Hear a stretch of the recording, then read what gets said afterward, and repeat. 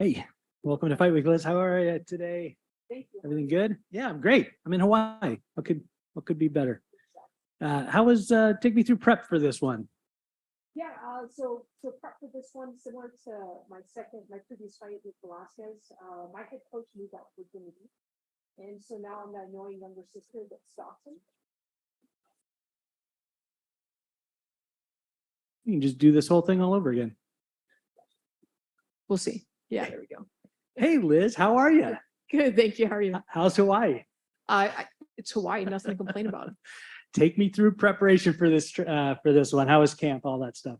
So this camp was similar to my rematch with Velasquez. My head coach moved out to Virginia Beach, and so I decided to be the annoying baby sister. Instead, I was going to stalk him and follow him everywhere he goes.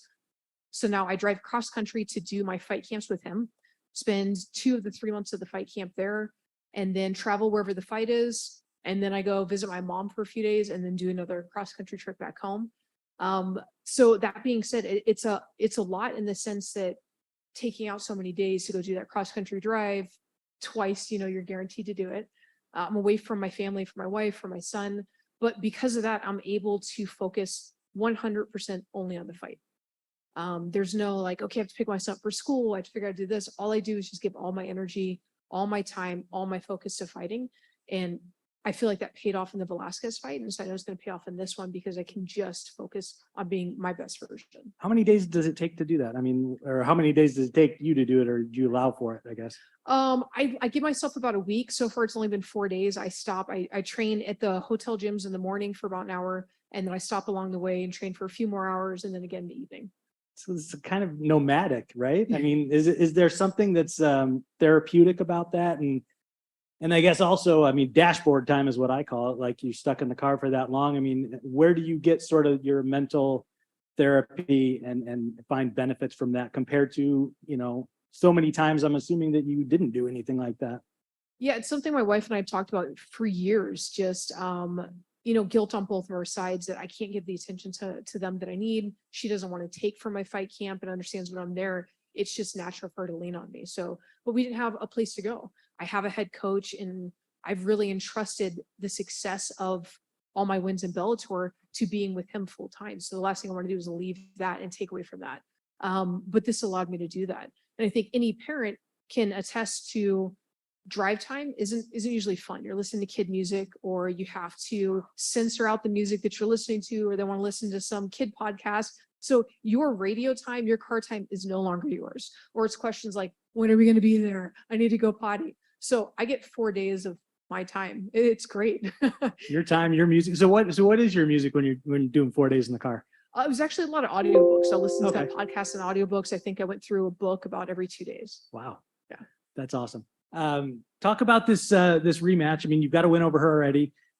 Where do you figure she's looking back on the first one and saying, all right, this is what my downfall was, and what do you think maybe she's going to have tried to improve on from the first one?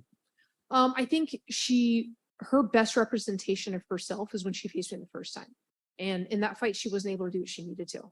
I think that she wants to come out stronger than she did and hope to pressure me and keep the foot on the gas, especially because I don't think she has a gas tank for 5 rounds. So in her mind, I'm sure if she can come out early, she can come out fast, she can come out strong, she can hopefully go for a finish.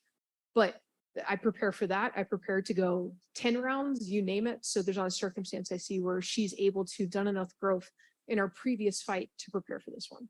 When she was in here earlier, she's a trip, right? She called herself batshit crazy.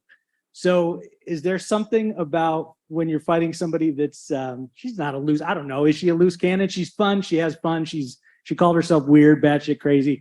That's probably different than some of your recent past opponents. So is there a way that you keep from having to focus on things like that and make sure that that kind of goofiness or playfulness on her part doesn't get in your head and screw up what you're trying to accomplish? Yeah, the personality of the person I'm facing really doesn't play into the factors of what I'm doing. I'm focused on what I need to implement, what I need to do, whether they're aggressive, whether they're silent, they're goofy, they're crazy. I've faced it all different throughout my career. And if anything, people want to get in my face just makes it worse for them. People that cause more drama, stir things up. even if that's crazy and it's goofy, the more that they bring more attention to themselves, the more that it makes me want to pull out every trigger that I have. Let's talk about the kind of the landscape in your division. You fight Friday, your pal fights Saturday. Okay. She talked to us about it yesterday. What she wants, and I'm sure you two have talked about it. She wants you to win Friday night.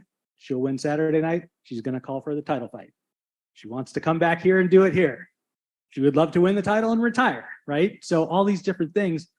How do you kind of keep focused on, man, if that happens, that's great, that's fun, but I got to do this first one first, and you got to do your first one first.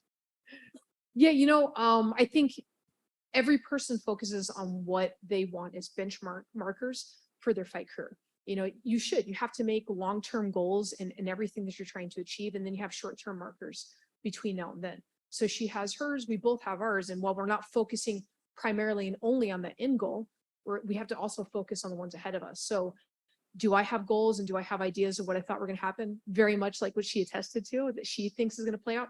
Yeah, I absolutely think that's what's going to happen. But Friday night's going to happen first before we can get to Saturday. She's got to finish Saturday goal before we can continue on. And I'll be in attendance on Saturday, so I anticipate that's what's going to happen. If everything goes as planned, as you both are planning, have you guys talked in the past, even just casually, about, all right, if this comes to fruition, like we say it's going to, we're going to cut off communication with each other for 8 weeks before the fight, or whatever the case may be, and stop being pals and being friendly with each other just until the moment that fight's over? Or do you have any kind of game plan about how you guys will go about it? In that sense, we haven't talked it out. We've always talked about, since we've been training together, we've been in different jiu-jitsu tournaments together, different potential competitions where we saw that at some point it's going to be you and me. This is how this always goes. So we've faced that, and we're always like, yeah, if it's you and me, we're throwing down harder than anybody else. We lay it all on the line because we know what we're both capable of, and we know how we can push it and put on an entertaining fight. As far as the communications, it doesn't seem like, I can't imagine either of us doing that. We both help each other in every fight camp. The previous fight camp, she needed a vehicle for one of her training partners. I lent her my truck. My wife needed help. I was out of town. She helped deliver hay for us. So we're always there for each other. And I think that if anything, that just attests to what we can offer in this fight, because we're like, oh yeah, we just saw each other next week and we're still going to punch each other in the face. When we would train together and do Shark Tanks, we were the two that gave us the most, like, hey, I'm sorry, I know you're tired, but I got to do this too. So we knew what it meant. And I don't think that this would be different. I don't think we're going to cut off communication. I think we'll still be able to be friendly and then still be able to put it on as hard as we can together. But you're probably not going to call her 3 weeks before the fight and say, yeah, man, my practice was rough today. I kind of tweaked my knee a little bit. I mean, right? we still communicate even on that. Like, oh yeah, this is bothering me. I'm like, yeah, this too. Oh, I'm at this point in my weight cut. We still share that, knowing full well we both see that this is the storyline that Bellator's wanted. We're not shying away from that. It's not something that we've ever shied away from ourselves, and we know that. So I don't think this is going to be any different. We're still going to be friends, and we're not going to be like, hey, by the way, I tweaked my back, and we're not going to lay it out and be like, you should definitely go for this. If you go for this submission, I'll be done in the fight. But we're not going to lie to each other and deny, like, oh man, this weight cut sucks for you too. Oh yeah, like, that's who we are, and that's what we communicate. And we've been doing it this past fight camp. When we arrived, we're like, oh, which weight? Like, oh man, this sucked. I've had to do this and this. We're still sharing those things, knowing that in the end, we're competitors. We're friends, but we're both have goals for this belt in the same weight class, in the same organization. So at the end of the day, we are still opponents. Beautiful. Appreciate it. Thank you. Hey, Liz, I feel like, I've been watching you fight the greats since, Strike Force, Marlus Kunin. Even before that, you were beating fighters like Valentina Shevchenko. Obviously, this isn't the time to stop and smell the flowers, but I got to imagine after a certain amount of time, do you ever stop and think about how much Liz Carmouche will actually be in the history books of WMMA across the board? Yeah, there have been different moments where my friends, their kids be like, hey, did you know that you're in the cultural section of their textbook, or you're in this and this? I was like, no, I had no idea. I'm not sitting there like, hey, make a little marker and get announced every time something like that happens. Or people come up to me, they're like, I don't know if you remember me, but you trained me when I was like 8. You're an adult. What is going on? And I'm like, yeah, I feel like you've helped me for this, this, and this. So to see myself, there are moments where I step back, especially like, in all honesty, when I was trying to explain it to my son, like my wife is explaining why I train as many hours as I do and why I'm gone first thing in the morning and I'm back late at night, and him trying to figure it out. And he's like, yeah, but really, who is she? And then so we like laid it out for him. He's like, well, what are you going to get a real job? I'm like, this is my real job has provided everything we have here. What do you mean my real job? Like a computer job? That's not going to happen, dude. I don't believe in those jobs.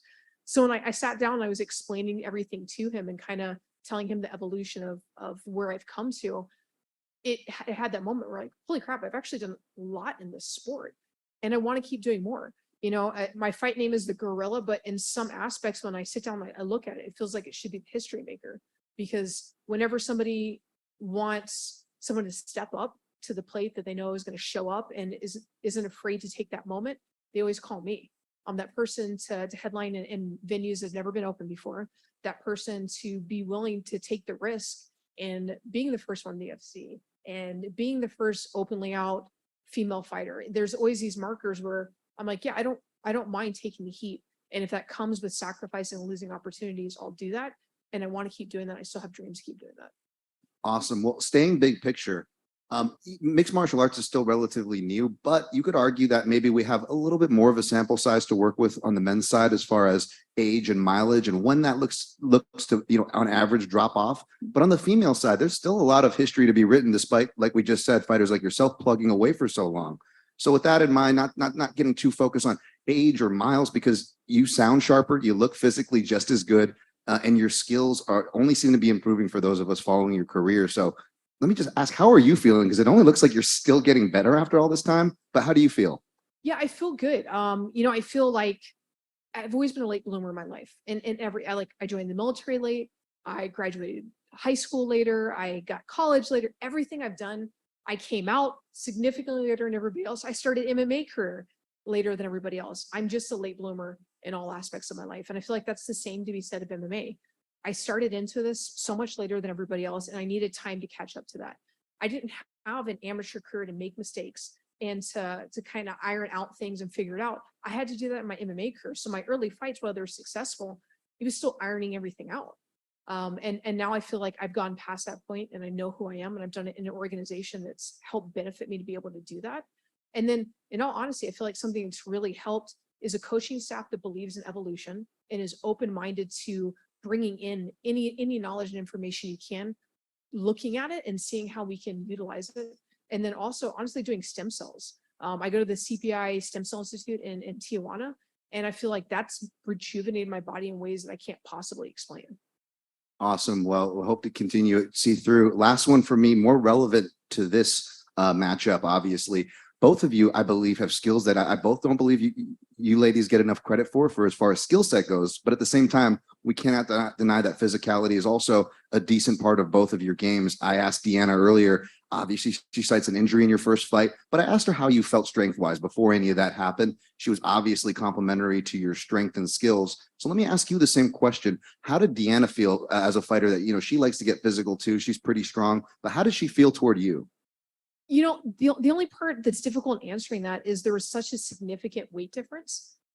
She weighed in. Our fight was getting pulled. I had to really lobby to keep the fight. The commission wanted to step in and pull it because she was so far off of weight.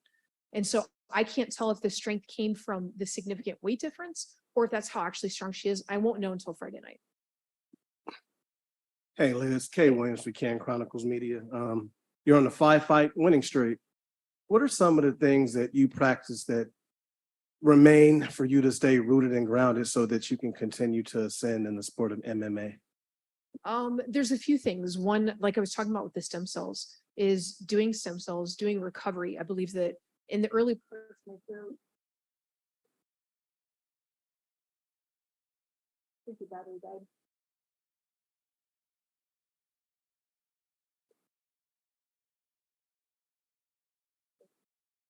I'll start back. It's pretty fun. It was on.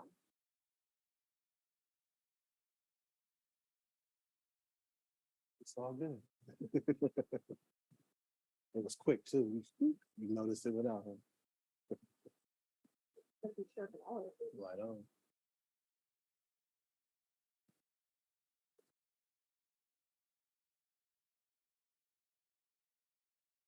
Thank you.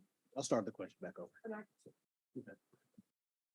So a lot of the things that I attribute that to, for one, is the recovery, doing things like stem cell, doing things like making sure that I do the massage, I do mobility. These are all things that, being a young Marine, fresh out of the Marine Corps and hard-headed, that I was like, I don't need to do any of these things. And then an injury came up, and another injury, and another injury.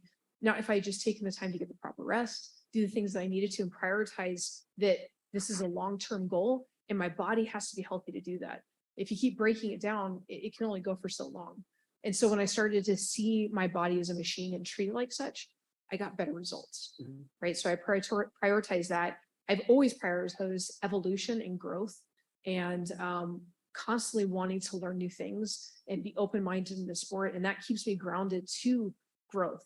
Is I look to new people, they offer new things. And if they're faster than me, I'm always gunning for whoever's the best in the room. Right. So, okay, they're better at takedowns, but they're not good at takedown defense. Well, cool. Then I'm going to be better at takedowns than them. They're better at this. I always find that person. My goal is to be better at them and what they're doing. And also, you defeated DeAnna Bennett roughly 3 years ago due to submission. Are you prepared for any surprises this time around in match 2? Absolutely. I always prepare for the idea that even if I study an opponent and I haven't seen a lot of growth in their fights, not a lot of evolution, they'll always come out and face me and be a completely different opponent. So do I hope that all the tape that I've studied, all the things we've been implementing is the right way? Yes, of course. But I'm also prepared for the idea that she could come out differently. She could come out just running straight ahead, just try and take me down to the ground and hold me down. She could try and stand and bang in the pocket. Who knows? But I'm prepared for all of it. Thank you for your time. Thanks, Liz. Thank you.